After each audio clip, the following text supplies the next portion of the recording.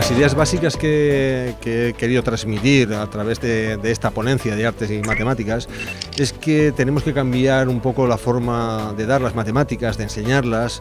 La pedagogía es básica porque los contenidos que estamos transmitiendo a los niños de infantil y de primaria son realmente sencillos. El problema, lo complejo, es transmitir esos conocimientos. Cuando tú tienes que enseñar algo a alguien partiendo de la nada, es muy complicado.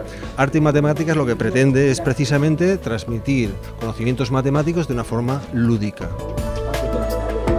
Hablar de matemáticas muchas veces pensamos en el número o pensamos en la resolución de problemas y no nos damos cuenta que la geometría precisamente se nutre de esas dos grandes cosas, del número, se nutre también del punto, de la línea, de los ángulos, y todo está presente, muy presente en el arte y sobre todo en el arte moderno. Hemos visto como a través de autores clásicos y otros menos conocidos, pero que también son de gran renombre, se pueden trabajar unos contenidos matemáticos que los niños casi los aprenden sin darse cuenta.